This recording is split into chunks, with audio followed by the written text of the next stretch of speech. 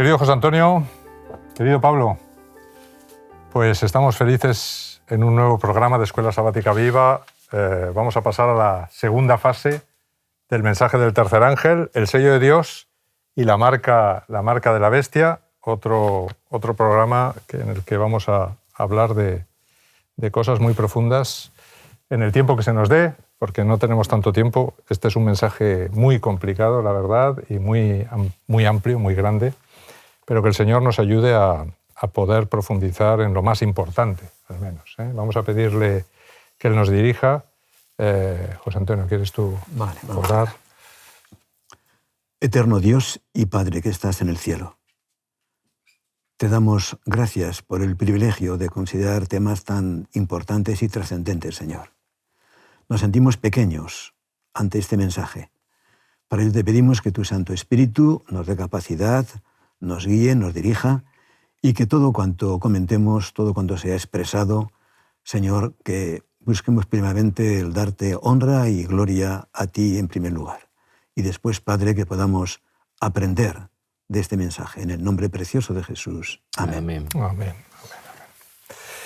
Bien, en esta segunda parte de ese mensaje del tercer ángel, ¿por qué a los adoradores de la bestia se les advierte con el vino del furor de Dios, con la copa de su ira y con el tormento de fuego y azufre? Además se añade la palabrita eterno, ¿no? O sea, ese fuego ahí. Así es que, ¿es compatible esta imagen con la imagen de un Dios de amor? Yo creo que es compatible totalmente, porque Dios quiere nuestro bien, quiere el bienestar de sus hijos. Y Dios está advirtiendo de todas las formas posibles. Por un lado, nos muestra que Él es amor, nos expresa ese amor en diferentes textos, de diferentes maneras, pero por otro, hace serias advertencias, con el fin de que nadie se pierda, con el fin de que consideremos las consecuencias. Yo creo que el amor de Dios se revela tanto en unos textos como en los otros. Es decir, hemos de ver ahí una perfecta compatibilidad entre el Dios de amor y el Dios que advierte con ese rigor, con esa severidad, que finalmente, bueno, hemos de verlo, creo, como una forma hiperbólica, apocalíptica, de tratar de mostrar, de acuerdo, lo que puede ocurrir, y Dios está describiendo, no con detalle, de acuerdo, lo que va a ocurrir, sino que Dios está advirtiendo de cuál va a ser el resultado. El resultado puede ser mortal para el ser humano, de acuerdo, lo puede ser. Es como si en una carretera tienes un cartel diciendo, pare aquí, coja el desvío, hay un socavón, y a alguien se le ocurre seguir el socavón. Pues claro, no ha podido ser más amoroso el cartel, ¿de acuerdo? Te está advirtiendo, te está protegiendo tu vida. Pero si tú sigues ahí, te metes en el socavón, y esto es lo que al final, la palabra de Dios, es lo que está escrito, ¿no? Dejará todo sin excusa. Y es lo que tenemos que aprender ahora. Dios, mediante estos mensajes, está advirtiendo a la humanidad para que nadie pueda excusarse diciendo, Señor, es que si tú hubieras dicho, o si en tal momento... No, Dios ha advertido con toda claridad, con toda severidad, con todo el rigor. La solemne advertencia con las declaraciones sencillas de que Él es amor y busca lo mejor para nosotros. A mí me gustaría definir la ira de Dios. Es una necesidad.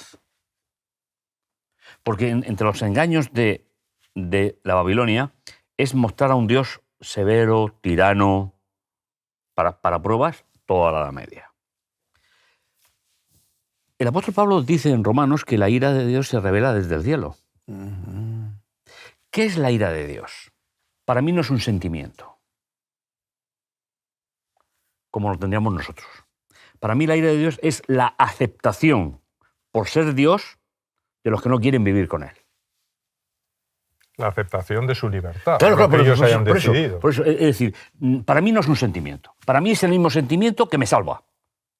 Porque Dios no se mueve por sentimientos a nuestra concepción. En nuestra forma. Claro, en nuestra forma. Entonces, la ira de Dios, ¿qué es? Igual al amor de Dios. Sin duda.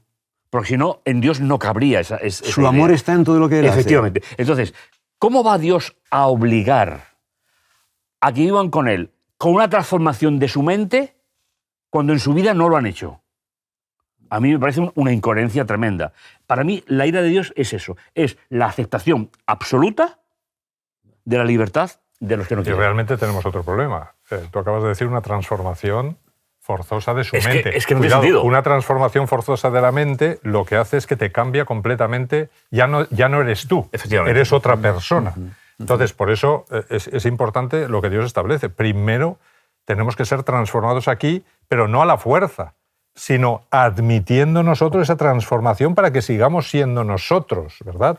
Porque si no, si Dios cambia mi mente, me convierte en otra persona que no soy. Por eso, a mí me parece que cada vez que tratamos el tema de la ira, perdón, José Antonio, es que tenemos que seguir definiendo a un Dios de orden, misericordia y amor a través de algo que tiene que hacer.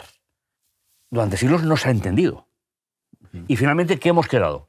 En un Dios de las catacumbas, un Dios metido en la oscuridad. ¿Por qué? Porque no llegamos a entender que Dios nos creó para tomar decisiones. Y que la salvación es una decisión, y que la perdición es una decisión. Libre. Y para eso está el triple mensaje angélico. Por lo tanto, no desfigures la imagen de Dios al hablar de la ira. Sí. Si me permitís, se me ha ocurrido lo mismo, porque son cosas que a la gente les llama la atención. Entonces se preocupan, la ira de Dios, un Dios airado, y automáticamente el referente es el ser humano airado, y ese no es, estoy de acuerdo Eso contigo. no es. Ahora, si me permitís, a mí me parece verlo de la siguiente manera, que creo que coincide con la tuya. Es la santa indignación de Dios frente al pecado, frente a lo que está mal, ¿de acuerdo? Y que más que ira es el juicio de Dios. Indignación Me gusta eterna, verlo. además. De acuerdo, Eterna. de acuerdo, Es decir, es la no de acuerdo. admisión eterna de Eso esa es el juicio de Dios. desviación. Hay un principio en la escritura, hermenéutico, que es bien sencillo, y es que cualquier texto, por difícil que sea, hay que interpretarlo en armonía con todos los demás, que son más fáciles y que conocemos muy bien, ¿de acuerdo? Entonces, si el carácter de Dios es claramente expresado y revelado en la escritura y no deja lugar a dudas, el término ira de Dios hay que verlo en ese contexto. Claro. No podemos explicarlo fuera de él. Entonces, Dios es amor, Dios es justo.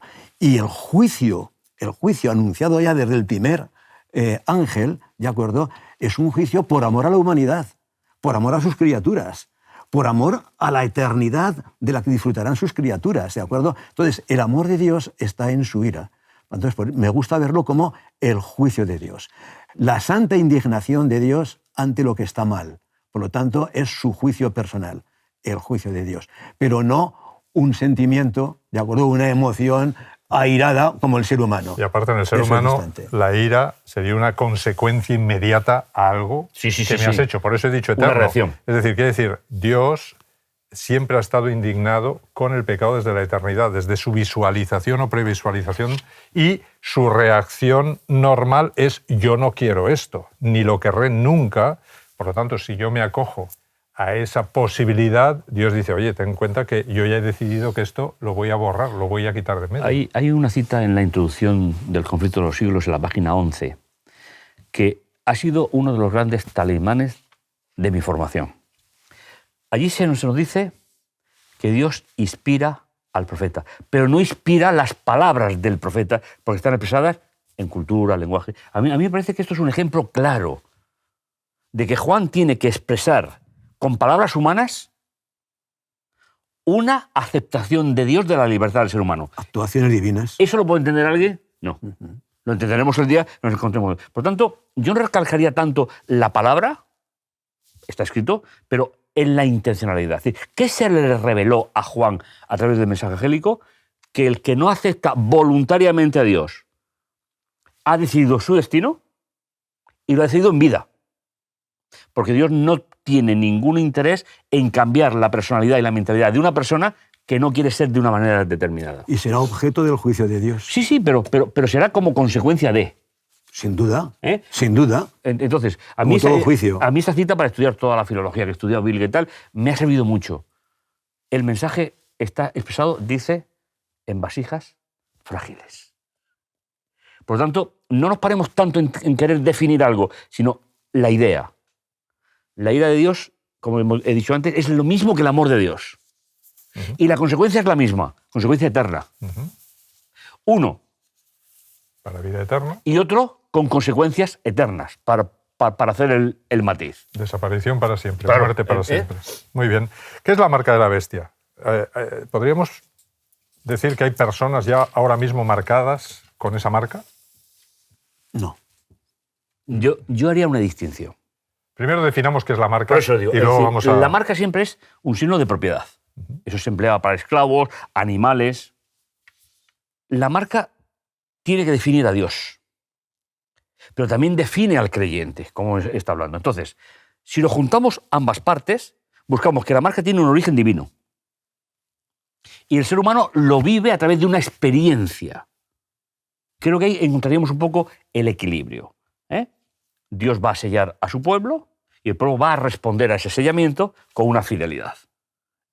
Yo lo plantearía, por definirlo, ahora entraremos en detalle, de esa manera. Pero hablamos del sello o de la marca. Sí, estamos hablando de la marca. De Ya, la bueno, bestia. pero es que finalmente es consecuencia de. Bueno, la marca de la bestia, digamos, si Dios hace esto con el sello, la bestia hace lo mismo. Sella a su manera. Al contrario, Al con contrario. su marca, ¿de acuerdo? Es decir, cada uno tiene un sello, que es en este caso sí, Dios, sí. el otro se habla que tiene una marca, pero finalmente las consecuencias son las mismas. Es fidelidad a uno, fidelidad a por eso otro. digo. El uno es de aceptación voluntaria Y el otro es y de el otro te esclavitud. lo imponen en cuanto imposición. te descuides. Justamente. Esto es. Justamente. Esto es. ¿Se podría decir que ya hay personas marcadas con esta marca?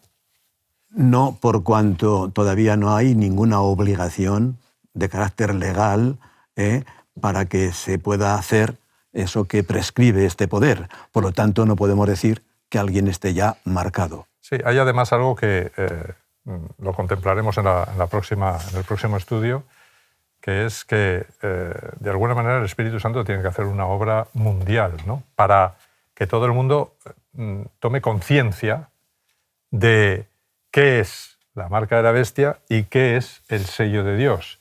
Que todo el mundo vea ante sí los dos proyectos y que todo el mundo pueda escoger. Creo que es en ese momento cuando las personas ya escojan entre esos dos proyectos, cuando unos recibirán la marca y otros recibirán el sello, según lo que ellos hayan decidido, libremente. Pero para eso tienes que tener la posibilidad clarísima de escoger, ¿no? Tienes que tener delante las dos cosas. Mira, yo recuerdo un texto que me impresionó mucho, y es el que se encuentra en Juan, mismo autor que el Apocalipsis, por eso lo traigo aquí, cuando describe la función del sucesor de Jesús. Dice en Juan 14, 16, y yo rogaré al Padre para que os envíe el Paráclitos, es decir, esa figura, para que esté con vosotros para siempre. Y luego dice, en el 26, dice, Él os enseñará todas las cosas y os recordará todo lo que os he dicho. Es decir, que la misión de la venida del Espíritu no es para un evangelio nuevo, no es para un evangelio diferente, sino para conectar al creyente permanentemente con la obra de Jesús en su vida, su muerte y su resurrección y en el santuario del cielo. Eso sería el punto de partida. Por tanto, para mí, tiene un elemento divino. No solamente algo que se genera en el ser humano. Y podríamos hablar, y creo que hemos hablado en la serie suficientemente del sábado para no contradecir nada, es decir, para mí el sábado sería una parte visible de la influencia del Espíritu Santo en nuestra vida. Sí. Si me permites, hay una cosa que me gustaría aquí aportar en este momento, y tiene que ver con la Iglesia Apostólica, cuando en cierto momento los apóstoles Pedro y algunos más respondieron: es necesario obedecer a Dios antes que a los hombres. En ese contexto, dice, el Dios de nuestros padres levantó a Jesús, a quien vosotros matasteis colgándole en un madero. A este Dios le ha exaltado con su diestra por príncipe y salvador, para dar a Israel arrepentimiento y perdón de pecados. El arrepentimiento es algo que Dios nos da, ¿de acuerdo? Y si verdaderamente lo expresamos con sinceridad, confesamos el pecado, Él nos da el perdón después. Pero luego dice, y nosotros somos testigos suyos, y también al Espíritu Santo, el cual ha dado Dios a los que le obedecen. Ahí me ha ocurrido, no sé si a vosotros, en alguna ocasión, y en más de una, comentando, diríamos, pues esta idea sobre todo, en otro contexto, pero la relación de la obediencia, la relación del Espíritu Santo y tal, pues observar que mucha gente, muchos creyentes, entienden que para recibir el Espíritu Santo hay que obedecer. Porque claro, el texto dice, somos testigos suyos de estas cosas y también el Espíritu Santo, el cual ha dado Dios a los que le obedecen. Pero claro, cuando nos paramos a pensar detenidamente en el texto, nos damos cuenta de algo. Vamos a ver las formas verbales en qué tiempos están. ¿Cuándo ha dado Dios el Espíritu Santo? Tiempo de perfecto, lo ha dado en el pasado. Y los que le obedecen, tiempo de presente, actualmente. Claro, yo creo que cuando dice ha dado, se está refiriendo aquí, Pedro, a Pentecostés, sin ninguna duda. Yo no tengo duda. Pero lo ha dado anteriormente a los que obedecen ahora. Por lo tanto, está en perfecta armonía con el texto de Ezequiel, que dice, pondré en vosotros mi espíritu y haré que obedezcáis mis preceptos, los pongáis por obra, etc. Por lo tanto, evidentemente, es el poder del Espíritu Santo el que obra en nosotros y produce la obediencia. Y que en armonía con abundancia de citas, sobre todo del Espíritu de Profecía, nosotros somos incapaces de hacer la voluntad de Dios, ¿de acuerdo?, por nuestra cuenta. Con lo cual, el sello de Dios es, entre otras cosas, la acción del Espíritu Santo en favor nuestro, imponiéndonos dejando esa impronta que tiene que ver con el reflejo del carácter de Dios, ¿de acuerdo? Y que finalmente el sábado va a ser pues el sello, lo que queda. Manifestación. Una manifestación. El resultado. Un resultado, claro. Es el sello de una oficina. El sello es el instrumento. Lo mojas en tinta y marcas el impreso para sellarlo. Sello se le llama al instrumento y se le llama al resultado, a la impronta, a lo que queda ahí. Mira, de eso no me he dado cuenta yo. Pues este es el sábado, ¿de acuerdo? Pero evidentemente el agente sellador trabaja en nosotros. De ahí que se diga en Apocalipsis también, capítulo 22, que lo llevaremos en la frente, porque es el conocimiento, el carácter, nuestra aceptación de la voluntad de Dios, ¿no? Si el sello de Dios se pone en la frente, ¿por qué la bestia marca en la mano y en la frente? O en la frente, la frente o en la mano. De nuevo. A ver, volvemos un poco a la idea anterior. ¿Cómo se describe la acción de Babilonia? Con palabras acordes con su misión. Se habla de ira, como hemos hablado. ¿Cómo se habla la obra de Dios a través del triple mensaje angélico? Un mensaje de salvación.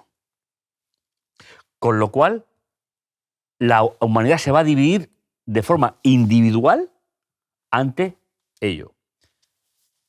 Y la bestia elige su forma de sellar y en qué capacidad del ser humano impone esa marca.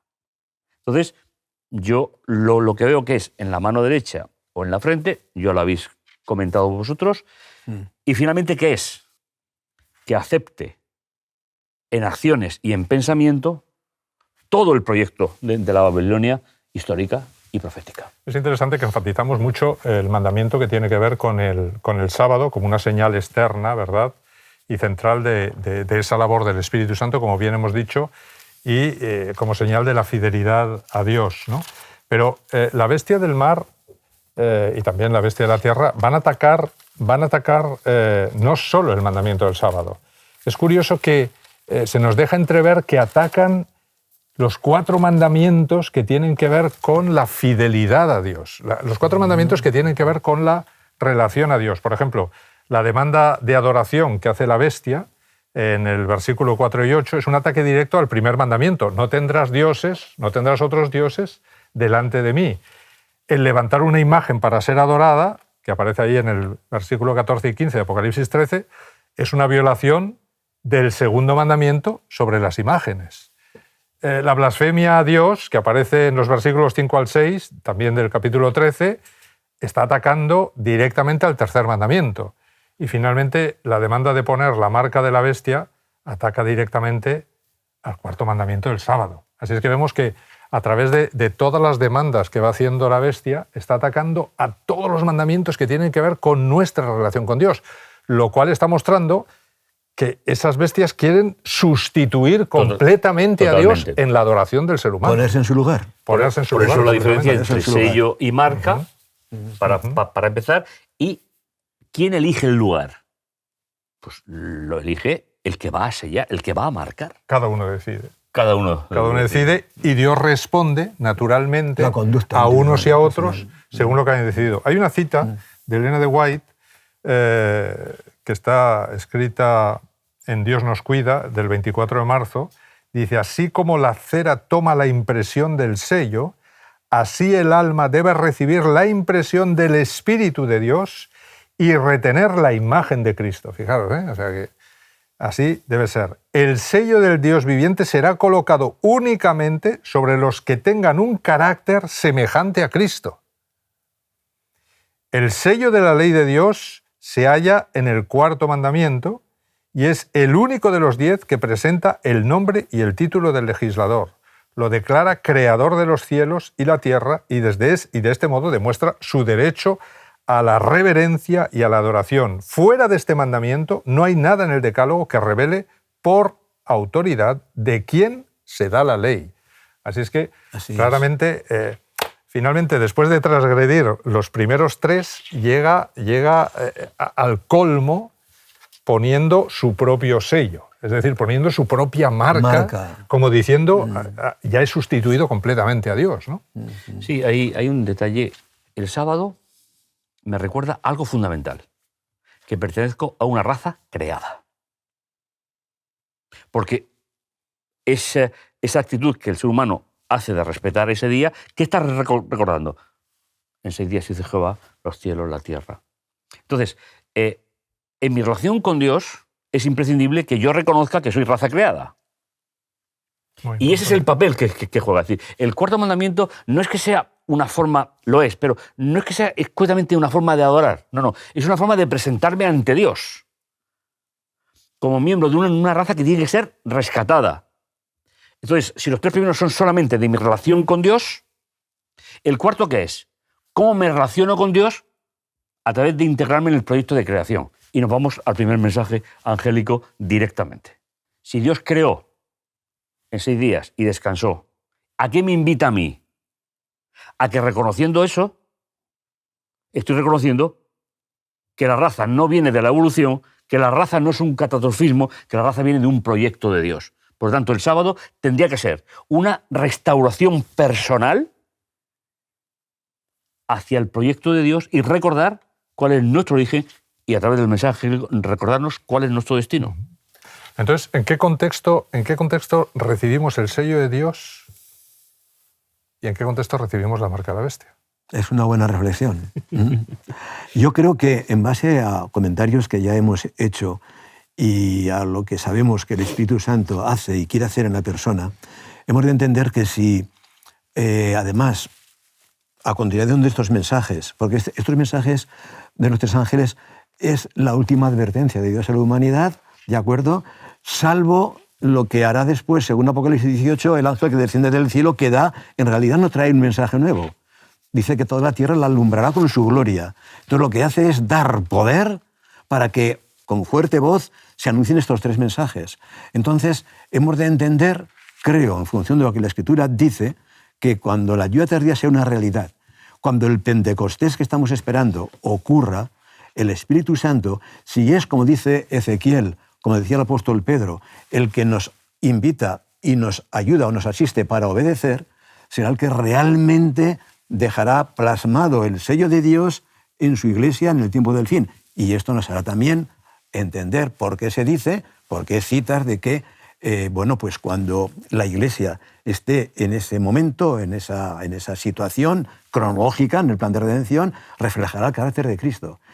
Algunos, me atrevo a decirlo, por no entender bien ciertas palabras o ciertos pasajes, empiezan a esforzarse ahora, y es lo que nos lleva sin darnos cuenta al llamado perfeccionismo.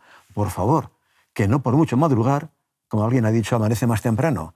Que basta el día su afano, dijo Jesús en el Sermón del Monte. Tenemos que avanzar por la fe y el Señor, en esa obra progresiva de santificación, nos llevará hasta el momento en el que Él decidirá derramar el Espíritu Santo cuando la iglesia esté preparada, pero preparada no porque lo ha recibido ya, sino porque lo estás esperando, porque está ávida de recibirlo.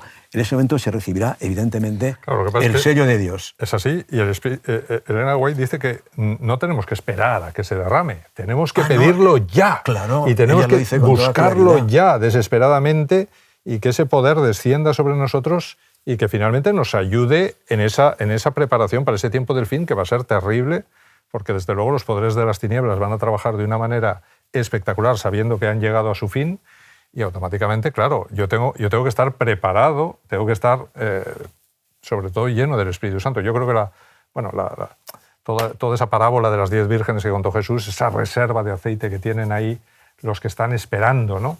Es lo que finalmente hace que entren, que se salven. Los que no tienen esa reserva de aceite, que no han tenido esa experiencia y no están llenos del Espíritu Santo, automáticamente se quedan fuera, ¿no? Ella dice claramente que el cielo, literalmente, está esperando conceder al Espíritu Santo.